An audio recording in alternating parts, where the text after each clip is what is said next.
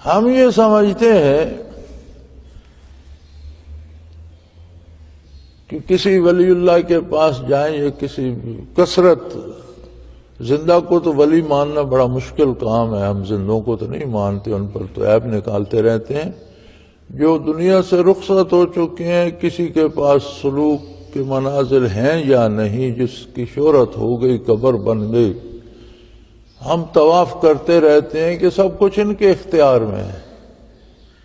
ہم یہ سمجھتے ہیں کہ صاحب قبر ساری مصیبتیں حل کر دے گا، حالانکہ اصول یہ ہے کہ جس کے جتنے منازل ہوتے ہیں وہ اتنا اللہ کی عظمت میں فنا ہوتا جاتا ہے اور وہ اللہ کی رضا پہ راضی ہونے والا ہوتا جاتا ہے۔ جتنے منازل قرب کسی کو نصیب ہوتے ہیں، اتنی اس کی زبان بند ہوتی چلی جاتی ہے۔ وہ جو کہا گیا تھا نا کہ کہاں را کے خبر شد خبرش باز نہ آیت، جس کو خبر ہو گئی اس کی اپنی خبر واپس نہیں آتی، اس کا اپنا کوئی پتہ نہیں چلتا، وہ اسی خبر میں اسی میں فنا ہو جاتا ہے۔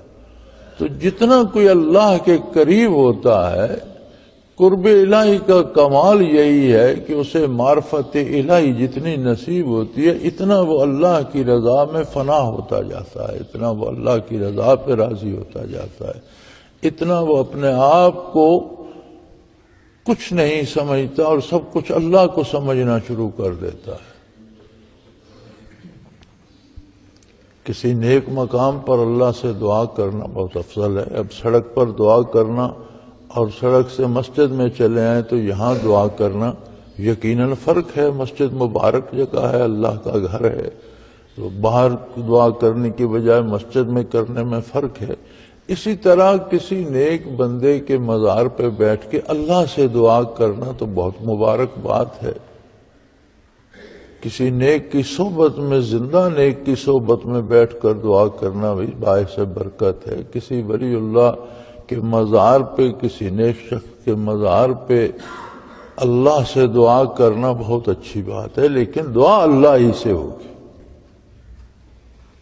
اگر ہم کسی نیک کے قریب یا کسی مزار پہ بیٹھے ہیں تو اس کی برکات شامل ہو جائیں گی، جیسے باہر کی بجائے مسجد میں بیٹھے تو مسجد کی برکات شامل ہو جاتی ہیں۔ یہ تو درست ہے۔ اب ہمارے ہاں مصیبت یہ ہے کہ جو منع کرتا ہے وہ اتنی شدت کرتا ہے جیسے بزرگوں کی قبریں ہی اکھیڑ دی جائیں، اور جو مانتا ہے وہ اللہ کو بھول جاتا ہے، قبر ہی سے مانگنا شروع کر دیتا ہے۔ تو دونوں طرف دونوں انتہائیں صحیح نہیں ہیں، اعتدال ہے۔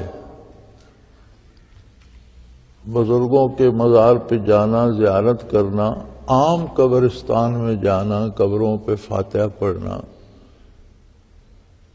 اچھی بات ہے اور عبرت حاصل کرنے کا مقام ہے کہ میں کیا ہوں، مجھ سے کتنے اچھے اچھے لوگ آج قبروں میں پڑے ہیں، یہ مجھ سے ہمت میں، طاقت میں، دولت میں، علم میں، مختلف خوبیوں میں مختلف لوگ مجھ سے بہت اعلیٰ تھے، لیکن آج ایک مٹی کی ڈھیری نظر آ رہی ہے، اندر کیا ہے وہ اللہ ہی جانے۔ تو ہم تو اندازے سے کسی ایک قبر پہ چونا لگا دیتے ہیں، اس کا ادب شروع ہو جاتا ہے، باقی قبور کو پوچھتے بھی نہیں۔ ہر قبر کا احترام ہے، اور ایک حدیث پاک کا مفہوم ہے کہ اگر ایک طرف آگ اور ایک طرف مسلمان کی قبر ہو تو آگ سے گزر جاؤ، قبر پر قدم نہ رکھو، اتنا احترام ہے۔ اسی طرح قبر کو توڑنا، اس کا پتھر گرانا یا اس سے خراب کرنا جرم ہے۔ تو ہم تو بڑے مزے سے لوگوں کو دیکھتے ہیں قبرستان میں جاتے ہیں میت دفن کرنی ہے، ویسے فاتحہ پڑھنے قبرستان میں کم ہی جاتا ہے، کوئی شاید کوئی جاتا ہو، میں سمجھتا ہوں کوئی نہیں جاتا۔ جب کوئی مر جاتا ہے تو دفن کرنے جاتے ہیں تو پھر قبروں پر بیٹھے ہوتے ہیں، یا ٹیک لگا کے بیٹھے ہوتے ہیں یا اوپر بیٹھ جاتے ہیں۔ تو یہ ساری باتیں ناجائز ہیں۔ ہر قبر کا، ہر مسلمان کی قبر کا احترام ہے، اس کے اوپر پاؤں نہ رکھو، اوپر بیٹھو نہیں، اور کسی قبرستان یا قبر کے پاس سے گزرو تو سنت ہے کہ اسے السلام علیکم کہو، السلام علیکم یا دار قوم مومنین یغفر اللہ لنا ولکم، اللہ ہمیں بھی بخش دے، اللہ تمہیں بھی بخش دے۔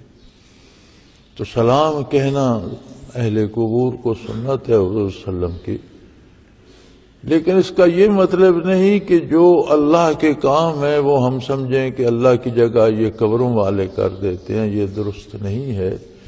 جتنا جس کو قرب الہی نصیب ہوتا ہے اتنا وہ زیادہ ڈرتا ہے، زیادہ اللہ کی رضا میں فنا ہو جاتا ہے اور زیادہ اتباع سنت کا پابند ہو جاتا ہے۔